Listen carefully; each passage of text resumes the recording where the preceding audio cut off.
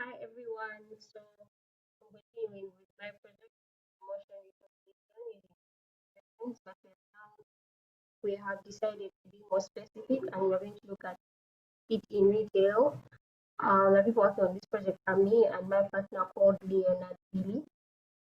So the problem statement.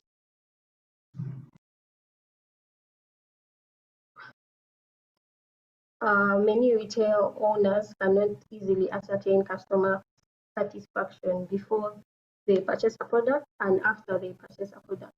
So this project aims at informing the owners about how different customers feel during these interactions so they can make more informed business decisions.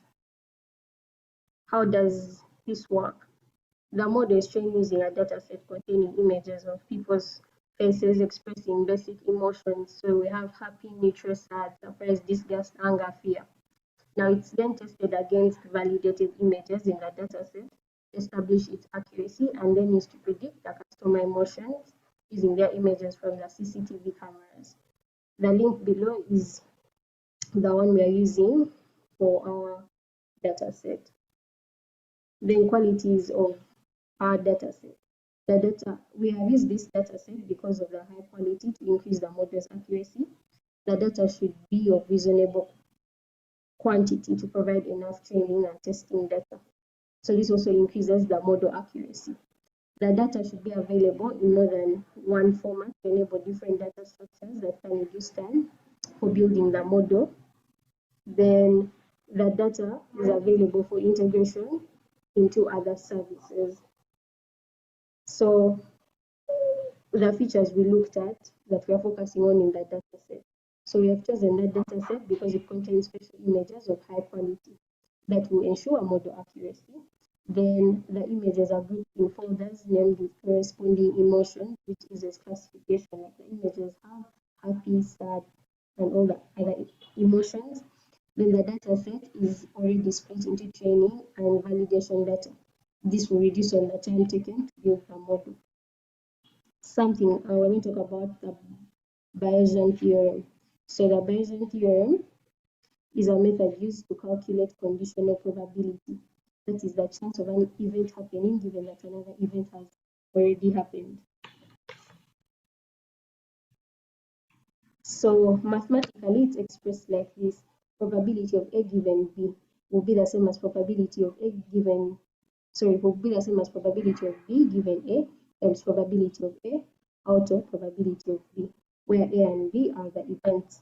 So the chance of any event occurring is affected by many conditions, which implies having a lot of data to deal with. Thus, the Bayesian theorem can contribute to more accurate results. The next thing we're looking at is naive Bayes. This is a modification of the Bayesian theorem used in machine learning to solve classification problems. So it's also known as a classification algorithm. So here you're given the probability of H given E, which is this from the naive Bayes, then the likelihood. So when they say probability of E given H means the likelihood of the evidence given that the hypothesis is true. Then the probability of H is the probability of the hypothesis. Then probability of E is a prior probability that the evidence is true. Then in general, because that is a formula for probability of H given E, is the posterior probability of the hypothesis given that the evidence is true.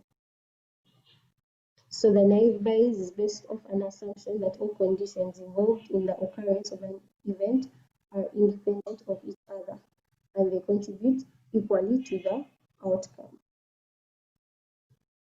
Then we have something called Bayesian networks.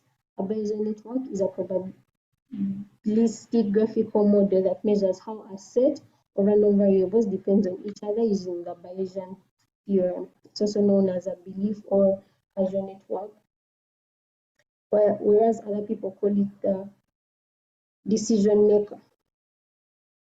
So, because it's more of like a graphical thing, then each node in the structure represents a random variable and each edge represents the conditional probability of the corresponding random variables as seen below. Bayesian theorem versus naive Bayes. So the naive Bayes algorithm is a modification of the Bayesian theorem. Now, because the naive Bayes assumes that all conditions involved in the occurrence of an event are independent and of equal quality. It doesn't look at it as a whole, it looks at each occurrence independently. The naive Bayes versus Bayesian networks. So Bayesian networks are graphical models as discussed earlier, whereas naive Bayes algorithm is a non-graphical probability model.